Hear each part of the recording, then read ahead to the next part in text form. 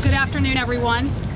You know, I started my campaign for mayor back in 2007 and was elected in 2008. And I knew at that time, when I was elected, that even if I were to be re-elected and serve 8 years as mayor, that the work of moving our city forward would take many years, and that the work would have to be continued by people well past my time in office. So from my very earliest days here as mayor, I began to think about who would succeed me in council races and in the mayor's race, and how as a community we would continue to move forward. So I've known for a long time that the recommendations I'll make this year for those seeking office in the city of Fresno would be among my most important decisions and my most important recommendations to the people of our community. So I've thought a lot about the upcoming council races and those seeking office in District 6, and I'm very pleased today to lend my support to our former council member from District 6, Garry Bredefeld. In my opinion, Garry Bredefeld is proven in serving on the Fresno City Council in the past. His priorities very much line up with the priorities we've sought to pursue here in my time in office. He's a demonstrated leader when it comes to law enforcement, fighting for public safety resources, fighting to ensure a police substation in Northeast Fresno to increase the number of officers, and he's made public safety front and center in his campaign again for City Council. But interestingly enough, when he was a council member some years ago as the Northeast Fresno representative, he was also one of our city's biggest champions for downtown revitalization. And that says a lot to me, that even though his district is beyond the boundaries of downtown Fresno, he recognizes as a city leader that downtown matters for all Fresnans and for all parts of our community. So I admire very much the positions he took, sometimes unpopular in their day, but I think have proven wise in the years that have followed. And hearing that he again is recommitting himself to downtown revitalization and to revitalizing our older neighborhoods means a lot to me as I've considered this endorsement decision. Garry Bredefeld is also a proven leader when it comes to parks and trails, really pioneering some of our city's best trail system in Northeast Fresno, and he has a vision for continuing that work and continuing the push for increasing green space and open space throughout our community. I'm also supporting Garry because he's independent. He takes information from all sides, he values expertise, but ultimately he makes decisions that are in the best interest of the residents he represents.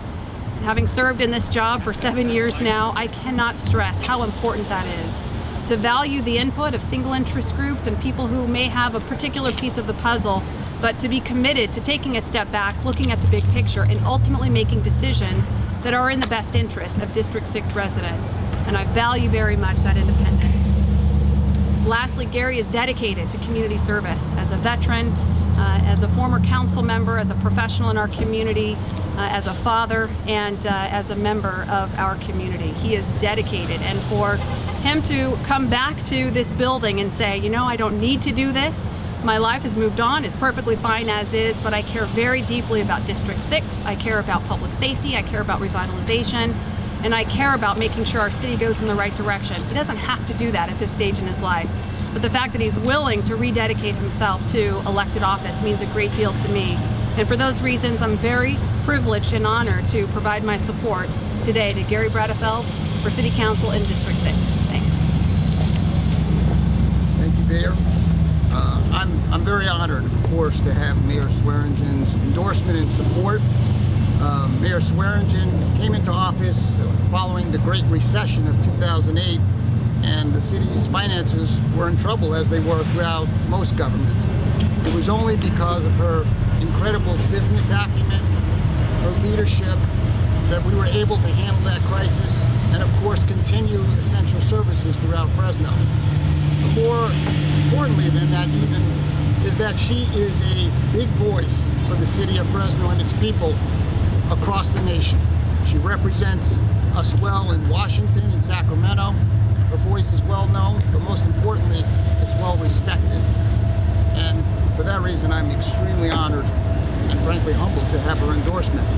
You know, as much as things change, they often stay the same. I came to City Hall in the late 90s because we had a crime wave. And I wanted to get involved and do something to turn that around. And we committed our resources. We reduced crime. We were #1 in auto theft at that time. And now we're again faced with crime problems, panhandling, vagrancy. Prop 47 reduces many felonies to misdemeanors. And so we need people who have the proven leadership, the experience to get things done. You know, I've served my whole adult life helping other people, whether it was serving in the Navy, serving for my country, or working as a professional psychologist, working with people in private practice, or serving veterans. I listen to people, and we work at solving problems. The kinds of problems we have now, I think, require those same skills. We need people and leadership that's strong, principled, independent. That's the kind of leadership I provided in the past. That's the kind of leadership I intend to provide again. So with that, if you have any questions for the mayor or myself, we're happy to answer. Mayor, based on the report in the Bee yesterday about the lack of morale at the police department, does Chief Dyer still have your support? He absolutely has my support, and I know that those seeking to replace me have also pledged their support. And look, you know, I'm grateful that we have a police chief who took the time to ask our employees in the police department how they're feeling, how they're doing, what the challenges are in the department, and to ask for their input on how to rectify those challenges. And you know, none of us are surprised to hear that we've got an agency that's struggling from the impact of the Great Recession. I'm so grateful that we've made it through, but it hasn't been easy for any city employee, and for sure folks in the police department or the fire department. So we still have a lot of work ahead. I think there are some good things we can accomplish this year. We already have made significant commitments to increasing the number of officers, improving our fleet, you know, purchasing equipment, all the things that we had to put on hold. We're now beginning to take those steps in replenishing both the police department, the fire department, and other city departments. So I certainly understand employees' feelings, and I also know that we have an incredibly gifted and talented leader in Chief Dyer. And what are you going to do with the people, for the police employees who are complaining in this report, a survey as he called it? I'm sorry, can you repeat the question? What do you think about the people who are complaining about these kind of issues in the report? Well, I understand completely where they're coming from, and frankly, I think that you could ask any employee in any department how they're feeling about City Hall, and they would say, you know what, it's been a tough couple of years, and we've had a really tough go of it. So I'm very sympathetic, and I understand, and we have done our level best to maintain core services, to minimize the impact to employees, and to get through an incredibly tough financial time. Every expert in the nation had pinned the city of Fresno as the next major city to declare bankruptcy. Thankfully, we did not have to do that, and it's because we cut early, and we dealt with our negative fund balances, and we began to create a rainy day fund. So ultimately, those actions will serve our employees well. But I understand how they're feeling today, and I would just say, look, I've got another budget to present. We'll have another year during my administration to begin to rebuild services. And then it'll be up to the next mayor and the next set of council members to steadily build back public safety. And that's one of the reasons why Garry has my support, is because of his deep commitment to public safety.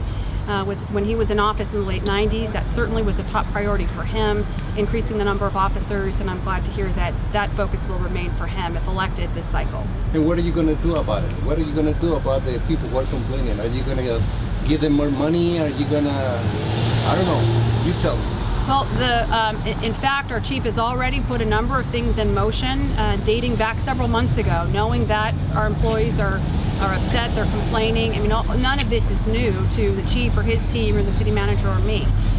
So we've already taken steps. He's had a number of listening sessions with his team. He's adding back staff. We're making sure we can get our fleet up to speed. I mean, there are already a number of steps that are being taken, and it'll just take time. So we'll continue down the steady path that we've been on for some time now, and I know at some point our employees will recognize that that commitment is being made.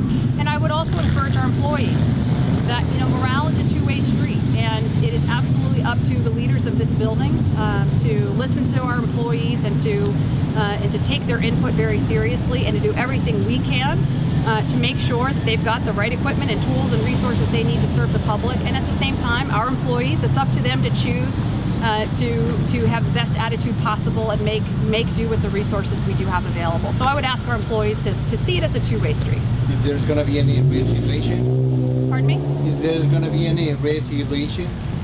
Retaliation. Retaliation. Oh, of course not. that's one of the things that I really appreciate about the department is taking the time to ask people for their feedback.